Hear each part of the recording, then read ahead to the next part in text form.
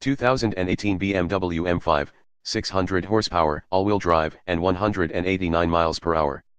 In 1979, Americans watched a total solar eclipse pass over the continental United States. 8 years later, another phenomenon crossed our paths, the first BMW M5. It was rare, it was heroic, and most of all, it was a four-door sedan that, at the height of the horsepower-robbing 1980s, could outgun Corvettes and Ferraris. For 2018, the G30-based M5 is once again a rolling NASA space station of computers and sensors propelled by a force-fed V8. That should sound impressive, except that 2-ton luxury sedans that accelerate to 60 miles per hour as hard as a McLaren F1 are now normal, everyday occurrences. If it seems as if the latest M5 won't warp space-time anymore, well, blame the Dodge Charger Hellcat and the Porsche Panamera Turbo. Still dumbfoundingly fast. Unlike the regular 5 Series, the 2018 M5 is more of a revolution than its sheet metal suggests.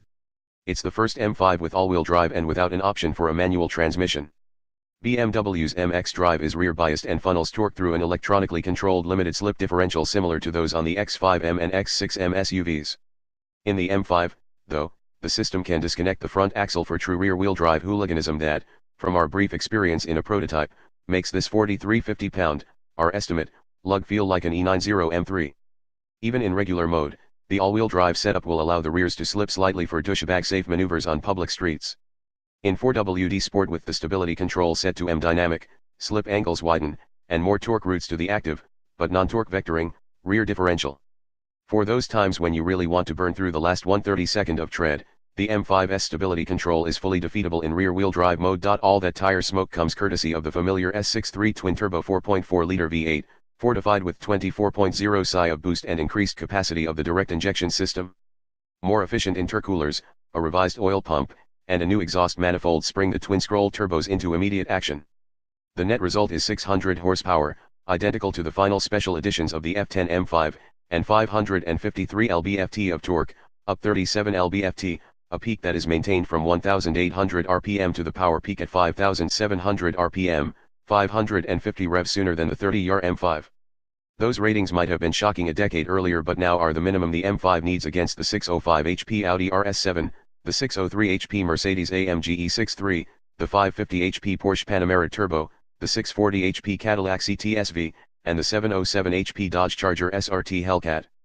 But with an estimated 0 to 60 mph time of 3.2 seconds and a claimed 189 miles per hour top speed with the optional M drivers package, the new M5 will positively shear the doors off the accountant's 530i, shred the controller's 540i, and melt the lawyer's M550i. Corporate America has never been fiercer. One car, thousands of ways to move it gone is the 7-speed dual-clutch automatic transmission shared with the M3, M4, and M6. In its place is a conventional 8-speed automatic that locks its torque converter immediately after launch. It offers 3 shift maps on top of a sport mode and a manual mode with wheel-mounted paddles. The exhaust uses a new Helmholtz resonator that lightens the entire system by 11 pounds, although we'd invoke the ghost of that German physicist on M's acoustic engineers, who continue to pump digital noise into the cabin. Only now, a button for M sound control allows occupants to fine-tune the fakery. Speaking of buttons, it wouldn't be an M5 without 2,187 ways to set the steering, suspension, stability control, shift modes, gear shift mapping, throttle, and all-wheel drive. It's gotten so out of hand that BMW converted the preset buttons into bright red thumb tabs above the steering wheel spokes, as if to remind you to keep changing them. At the rate of 1 different combination per day, it'd take an M5 driver 6 years to try them all, at which point it would be time to restart the process in an all-new M5. The M5's front track is an inch wider than the M550i's. Slight modifications to the rear suspension, including new wheel bearings and a steel X-brace, increase stiffness and response. According to BMW, firmer anti-roll bars and stronger toe control links help improve steering accuracy. Mildly staggered Michelin Pilot Sport 4's rubber, 275/40ZR19 in front, 285/40ZR19 in the rear, is standard, and 20 inches in the same widths are optional.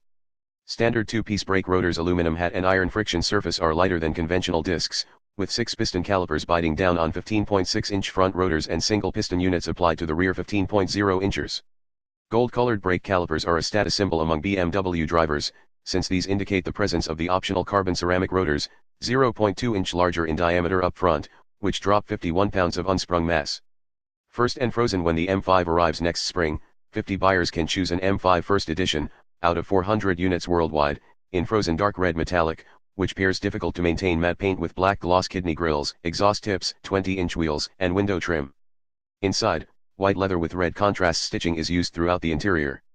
All M5s sport a carbon fiber roof, quad exhaust tips, and the usual aggressive chin spoilers and air intakes. Inside, the telltale signs that this is no ordinary fully optioned 5 Series are the red start button and the illuminated M logos on the seats. Starting prices will likely creep closer to $100,000, the current norm among the highest-powered German artillery. Even if the 2018 M5 won't totally smoke a 707 HP Jeep Grand Cherokee,